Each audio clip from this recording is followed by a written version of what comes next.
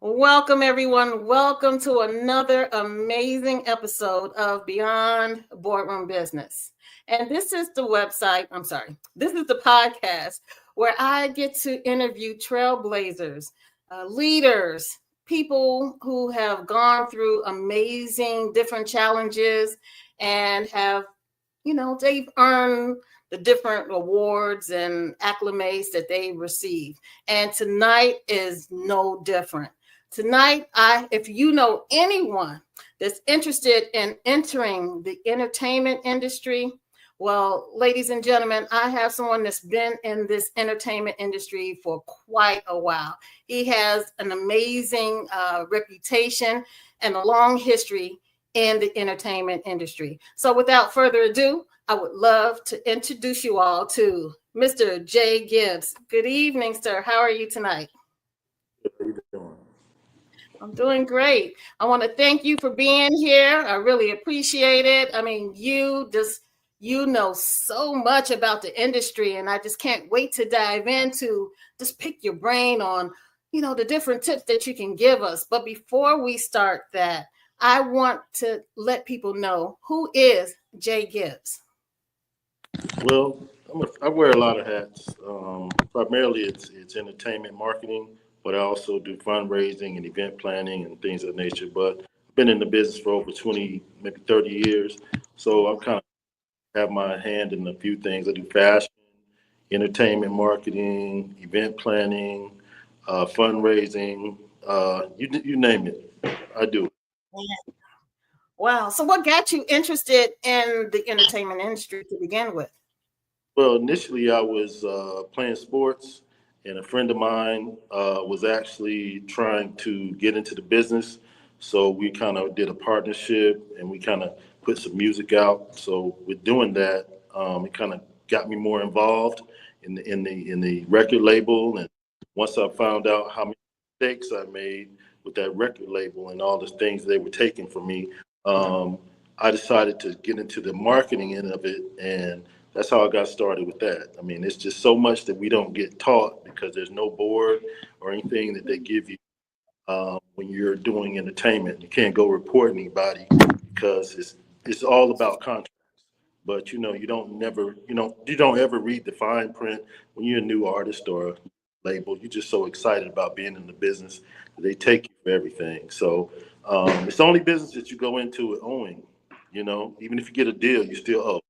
So, that's a lot of things that we did not know, but I learned the hard way. And so when I started to figure out what the business practice of the labels and the different people that are involved in the business, I started to pass that on to different people, but I did it in the form of marketing and promotions. So, still doing that, but I try to stay away from that a little bit because the business has changed so much. Wow. So why is marketing so important for businesses, period? Well, that's the main thing that people forget. Promotions and marketing is what drives people to you. If you don't have strong promotions and marketing, you're just really spinning your wheels because you could have the best product, but if nobody knows about it or nobody knows, then you're just putting a lot of energy into something that's not getting the proper return. Okay. And I've heard people complain about the prices of marketing, but why does marketing cost have a high figure fee? Well, it's not so much the high fee, it's your coverage, or you know Okay. how far can your tentacles reach to get the type of people that you need to get involved in your business. Um, Business, like, it's more like a movement. Like, if you can get people on board to come to your stuff, or to support your product, then they're going to continue to come to you if you have a good product. But the problem is people have a good product, but nobody knows about it because they don't want to spend the money on the promotions and the marketing, or they'll spend money on cheap promotions and marketing, and you get what you pay for. That is so true. So the radio, television, newspaper, magazine, all of that is marketing, or what's the difference between marketing and advertisement? It's according to what your product is. If you're trying to, like, say for instance, you got a clothing store or something like that, um, showing people what you have in your store in a commercial might work, but it also may turn some people off. So you have to kind of build into that. You know, if you have radio stations and you have events that you can go to and people can start to see your product and then kind of build into those things, it works a little bit better. Sometimes people just jump out right away and make a Mhm. commercial, have, any idea what their company really represents and who the target market is. So you gotta have to play with that a little bit to figure out what your target market is, what is your product, what areas do you really want to go into. You don't. What's your competition? A lot of people forget that when you're doing events or you have a store or whatever, you have real competition. So you have to kind of look and see what the competition is doing, so you can stay on top of that because you don't want to get out promoted or out marketed and you have the better product. That is so true. So, how can a company find their target market? Sometimes you just have to, just you know what you have. Hopefully when you put business together, you start to think about who are you selling to. That's the first thing. You don't Right. any type of like store or have a product and you don't know what's going on with it. I think a couple months back I think we had talked about a company and they were trying to find their way, but unfortunately they just didn't understand that it's a lot of homework that goes into the marketing and promotional end. You have to do your research and find out demographics are. You have to make sure that you're tapped into the right people, or you could just be spinning your wheels trying to sell something to somebody that doesn't even need it.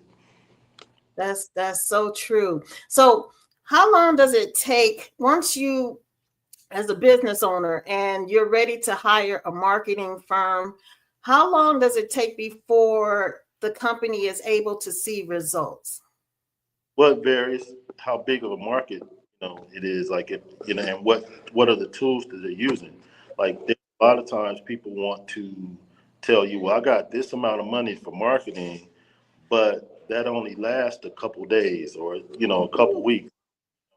But marketing and promotions is a year-round situation, and again, you have to build up your situations to make sure that you're hitting your market, and the markets do change. So you can't just keep saying, "Well, I'm gonna keep doing this because it's working for me." You got to stay competitive, and that's the big thing.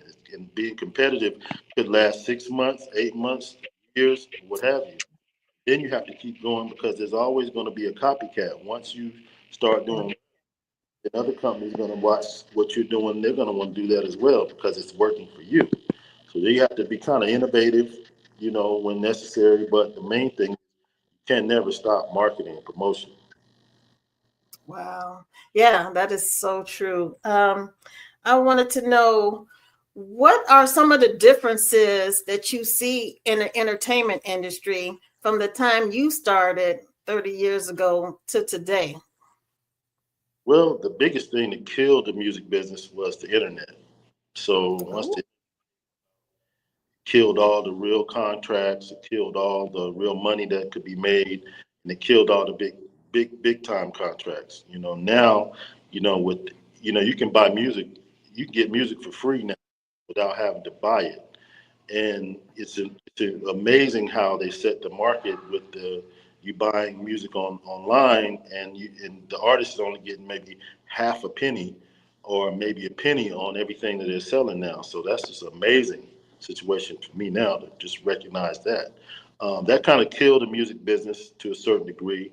It killed you know the entrepreneurs, and like you had a lot of artists that were becoming millionaires, and mm, now these artists are millionaires, but they actually owe. They owe a lot of money.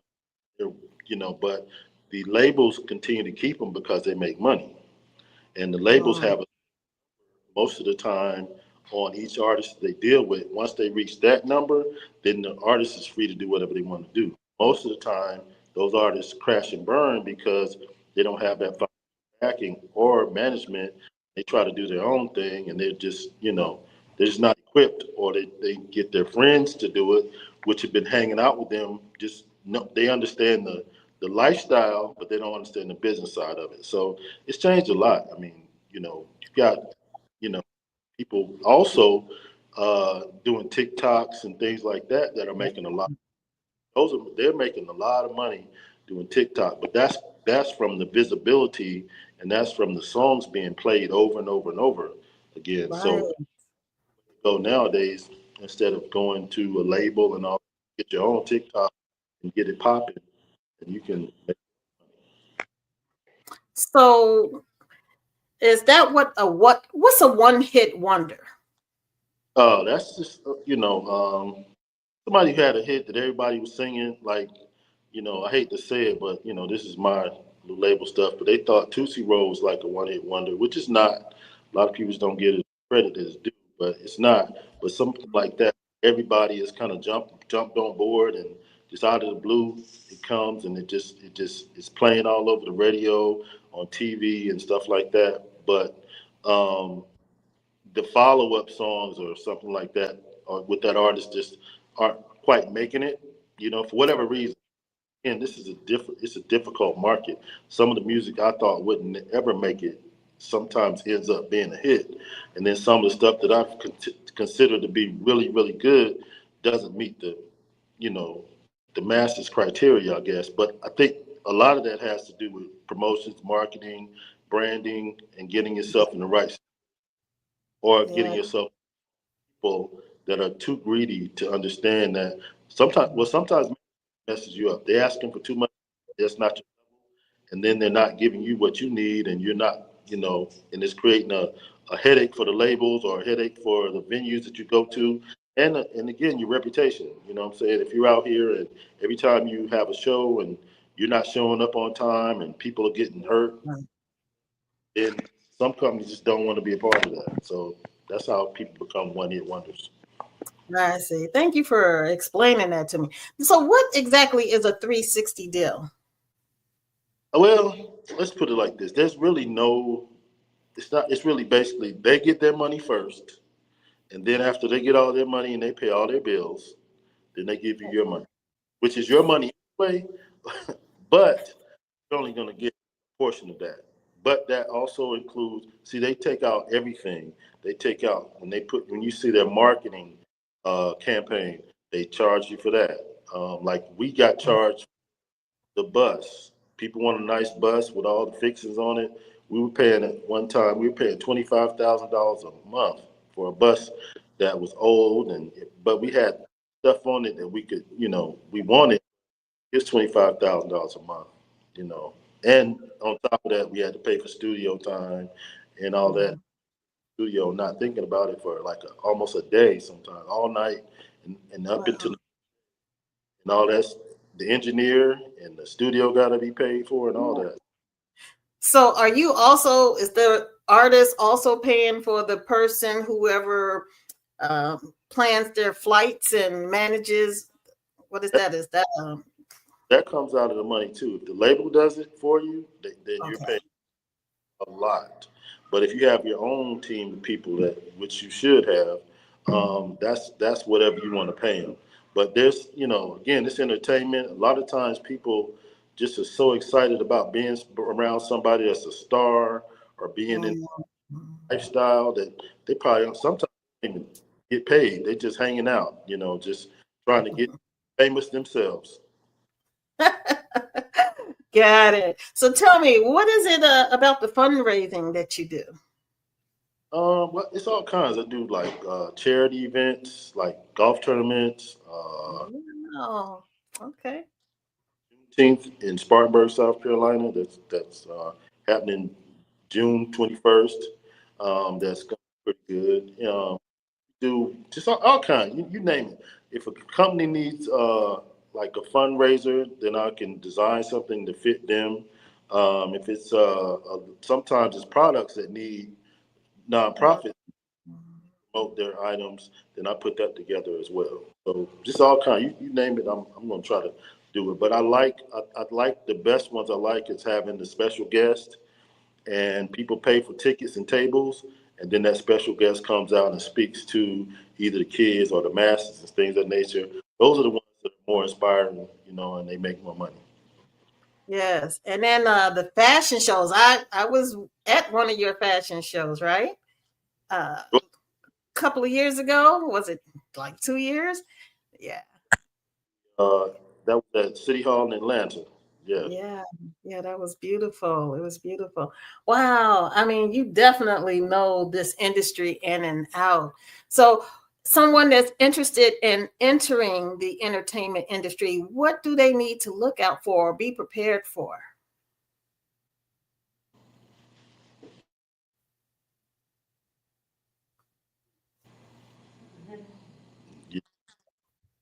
Didn't hear you. Could you say that again? I lost you for a second.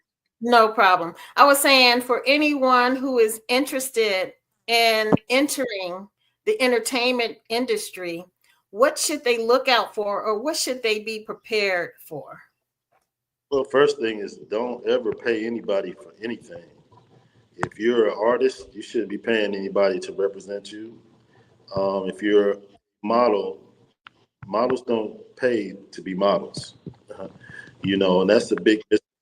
Like I see a lot of these things online saying, "Want to be an artist, want to be a model, then you can get Yes. into things of nature." That's not right. First and foremost, you got to kind of figure out what type of model you want to be. If you're a certain height, you probably won't be runway. You probably want to do print instead of runway. And print is much easier and it pays pretty good once you get started because if you're like, say for instance, you're a hand model. If your hands look good, you're always gonna have a job. Wow. If kind of short, but you take good pictures, then that's more catalog. But if you're tall and thin, then of course runway would be the best thing for you. And it probably will make you more money. But again, that's a business that is very, very, it's hard. You got 14 and 15-year-old girls moving out of their homes, moving to New York to be a model. And, they're, by the time they're 17, they're grown women. That's right. They've seen a lot. They may be making the money but they're different. You know, you Yeah, know,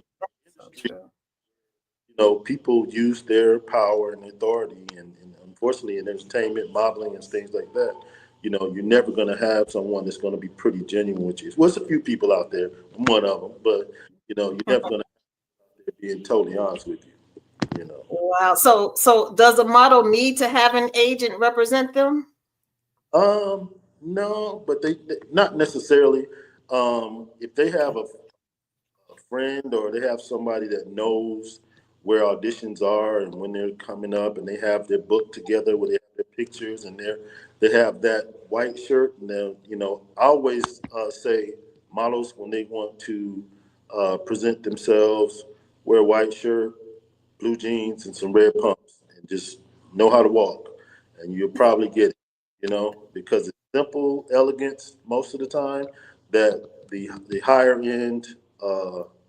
The higher end people are looking for, and if you come in looking like you just came out the club, or you're wearing too tight of clothes, you're not showing what you look like in clothes, then they're not going to pick you up. Plus, there's a Right. lot of misunderstand the situation when they say I'm a model, because there's the internet models and they're totally different than regular models.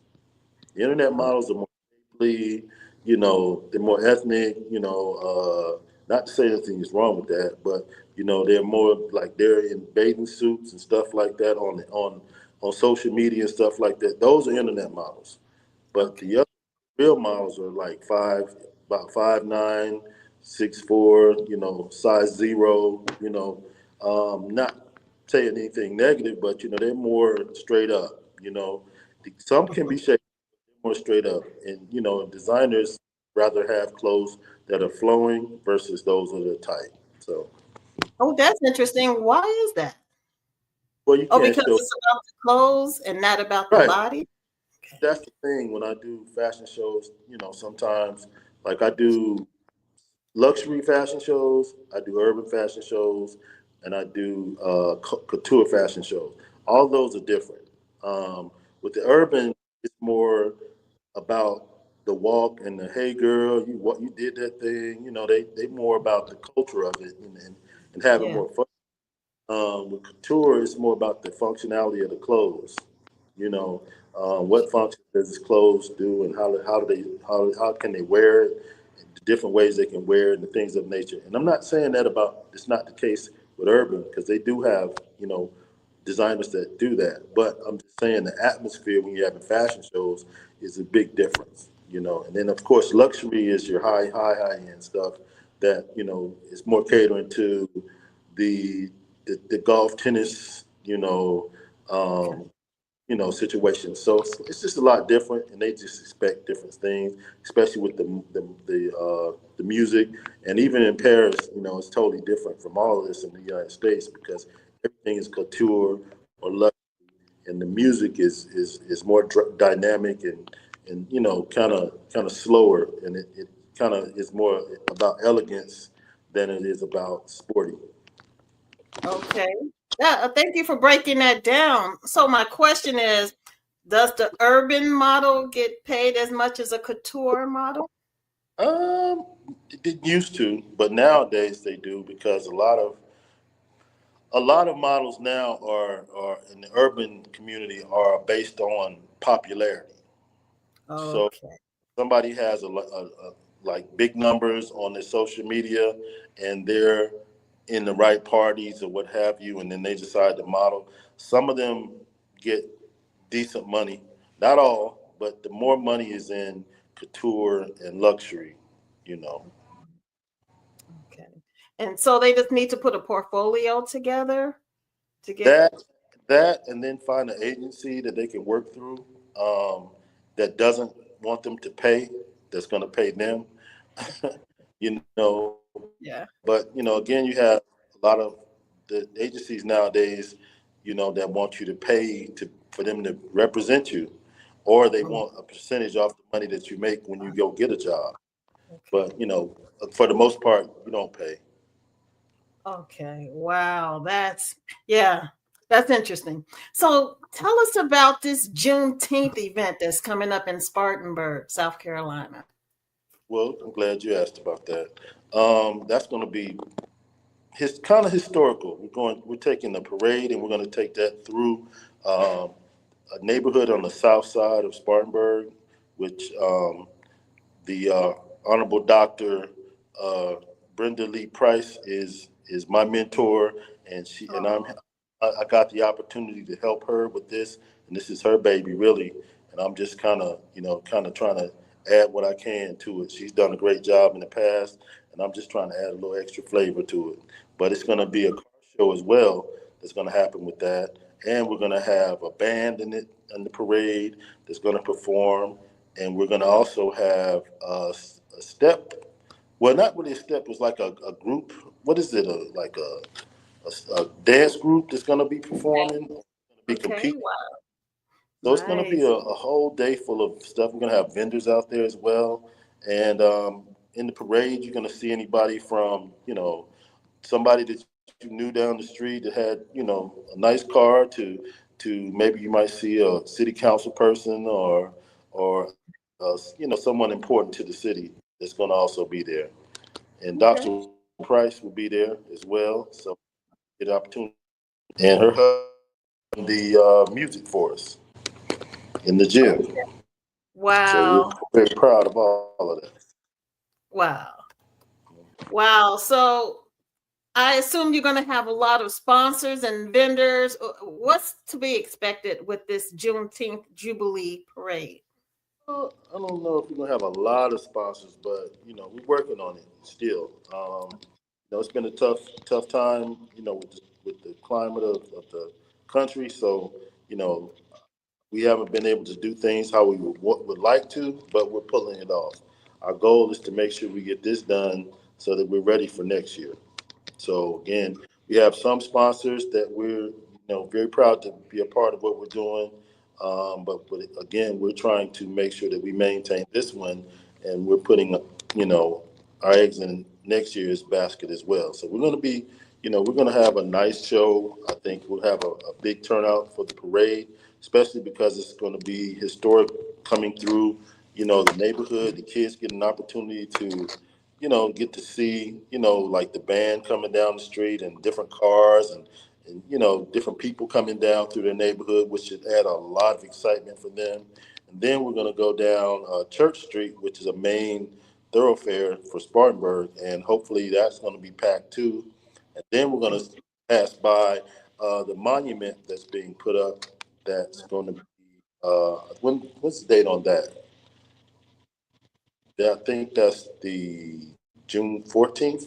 Not sure, but it's going to be a monument that's going to be put up at that time, and we're going to also pass by, and then we're going to get down to Carver Junior High School, which is very symbolic for me because that's the school that my mom and Dr. Price went to.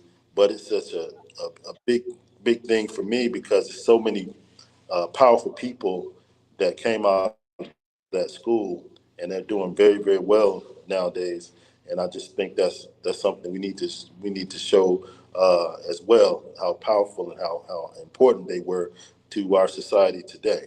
So Yeah. kind of glad to do that. Then we're going to have the car show, which is going to have some unique and interesting cars in that, some old school cars and some new cars. You're going to see a bunch of rims and tires and probably some music, things of nature. But we're gonna then take it in the gym, and we're gonna have the dance.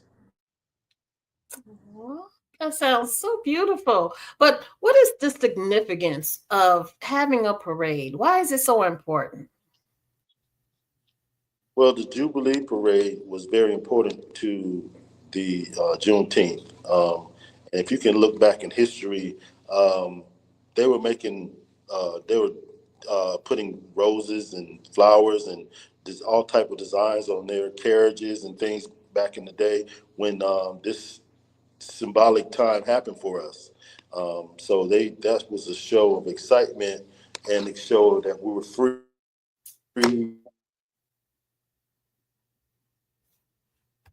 and tell you more about what was to come. And now that we've uh, kind of grown, the parades have grown as well, but it's more symbolic to Juneteenth than some of the events that are going on. And we are very happy to be a part of Juneteenth in Spartanburg, but we're more than happy that we're actually giving tribute by having a parade. Yes, that's so beautiful. Wow. So, um, if it, are you still accepting vendors? Yes, we're still accepting sponsors as well, but we Okay. definitely that we are looking for more vendors and we need volunteers, people to come out and just celebrate with us and we'll make sure we take care of them and they'll have a good time in the process. But we definitely need more sponsors, more vendors, and more volunteers. Okay. So, how can people find more information about this Juneteenth Jubilee Parade? Well, they can go to www.juneteenthhub.com and that'll give them all the information that they need, phone numbers. They can fill out paperwork, and also they can take a look at some of the flyers that we have some beautiful flyers, and they can take a look at those and kind of get some information off some of the pictures that we have because we do have some of the pictures of past Juneteenth parades from back at the time when Juneteenth first, had been acknowledged. Yes. Wow. Wow. I really appreciate all of this information. Is there anything you would like to leave the viewers and listeners about the entertainment industry or the Juneteenth event or anything else you would like? Well, first off, don't let the things that are going on right now with Puffy and all that discourage real artists from being in the business. There's Yes. that actually try to help and do things the correct way and make sure that you and your families are taken care of for the rest of their life. So don't stop believing in that. And again, we've had a incredible, you know, year or two with all kind of things going on, and we just need to, put the guns down, man, and Yes. play some real music and don't let the music make you change your, and you shoot somebody, you go to jail for the rest of your life. That's not working. So, and it's killing business. You know, we want to show a different light sometimes with our music. It's not always about, you know, being in the hood. Sometimes we need some inspiration. And this is that time we need some inspiration. So again, just trying to change it up a little bit. And, you know, everybody's cool, you know, but you can be cool doing the right thing too. So I That's know that's right. kind of corny and cliche. That's what the music is right now. We need to change that up as soon as we can. I love it. Well, thank you, Jay Gibbs. I really appreciate it, and I would love for you to come back in a couple of months to so we can see what's going on in your world in the entertainment industry. What fashion shows you have going on. You just have a plethora of different things, and I would love for you to come back and update our viewers. Is that cool? Yeah, I want to talk about the next year's Juneteenth. Exactly. Well, thank you so much, and I look forward to seeing you again. Thank you. Yes. Well, I hope you all enjoyed this episode. I definitely learned a lot about the entertainment industry, and I used to be involved in the entertainment industry. So it's just so much, and you just can never stop learning. And if you all are interested, please, again, you can find more information about Jay Gibbs on JuneteenthHub.com. That's Juneteenth, HUB.com. And again, the Juneteenth Jubilee parade event takes place in Spartanburg. It's the only parade in Spartanburg, South Carolina on June 21st. And I look forward to seeing you all there because I will definitely be out there enjoying all of the wonderful events that are going to be taking place. And it's all because of Dr. Brenda Lee Price and because of Jay Gibbs. So I hope you all make sure you sign up. I look forward to seeing you all there. And thank you all again for being a part of Beyond Boardroom Business with your host, Coach Stephanie. Until the next time, I hope you all have an amazing week and stay prayerful, stay patient, and stay present.